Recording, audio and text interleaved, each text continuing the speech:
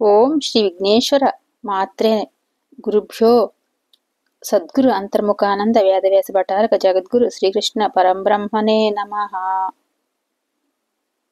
నిన్నటి భాగంలో 249 అయితే 48 అని చెప్పాను, సారీ. అయితే ఇప్పుడు 250వ భాగం అన్నమాట. శ్రీమద్దేవి భాగవత మహత్యంలో 250వ భాగం, ఏకాదశ స్కందము 14వ అధ్యాయంగా చెప్పుకుంటున్నాం కదా, సకంలో ఉన్న. అయితే యమధర్మరాజు ఉలిక్కిపడి లేచాడు అని చెప్పుకున్నాం కదా, శుక్రాచార్యుడు కథకు చెప్పుకుంటూ మహిషం అధిరోహించి చకచక వచ్చాడు. బయలుదేరబోతూ ఈ వార్తను దేవేంద్రుడికి దూత ద్వారా పంపించాడు.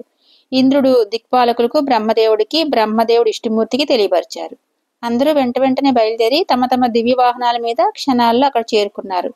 కుంభిబాకం చుట్టూ చేరారు. అందులో జీవులు ఆనంద పరవశులై కేరింతలు కొట్టడం కల్లారా చూశారన్నమాట.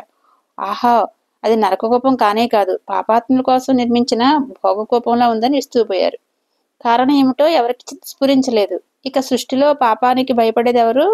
అందరూ పాపాలే చేసి ఇక్కడ వచ్చి పడతారు, ఇక్కడ సుఖపడతారు, అక్కడ సుఖపడతారు, ఇక్కడ సుఖపడతారంటే వేద మర్యాదలు ధర్మ మార్గాలు ధ్వంసమైపోతాయి కదా. ఏమిటి విపరీతం?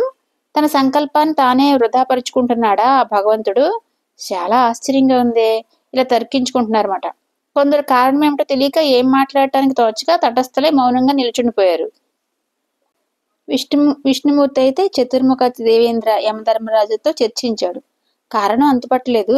క్షణంలో ఇంత మార్పు ఎలా జరిగిందో తెలియలేదన్నమాట. సరే, శివుణ్ణి అడుగుదామని మరికొందరు దిక్పాలకులను దేవ ముఖ్యులను వెంట పెట్టుకుని కైలాసానికి వెళ్లారు.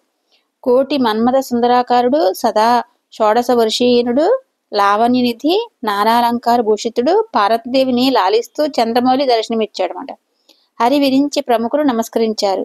కాలయాపన చేయకుండా యమలోకపు వింత విన్నవించారు. కారణం తెలియక కొట్టుకుంటున్నా, నువ్వు సర్వజ్ఞుడివి కనుక హేతువేమిటో చెప్పు అని విష్ణుమూర్తి అభ్యర్థించాడు.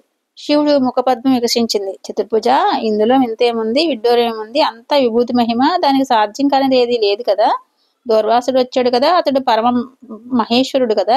కుంభిపాకం గట్టు నిలబడి కిందికి తలవంచి చూశాడు కదా, మరి ఇంకేంటి? అతని నుదుటినున్న విభూతి రేణువులు దైవికంగా కుండలో పడ్డాయి అని చెప్పాడనమాట. అంతే, విభూతి మహిమ నరక కోపం స్వర్గంలో మారిపోయింది. ఇప్పటి నుంచి అది పితృలోక వాసులకు తీర్థమైపోతుంది. అందులో స్నానం చేసే పితృదేవతలు సుఖపడతారు. పితృతీర్థంగా విఖ్యాతి వహిస్తుంది. అక్కడ ఆలయం కట్టి మా దంపతులను ప్రతిష్ఠించండి. పిత్రేశ్వరి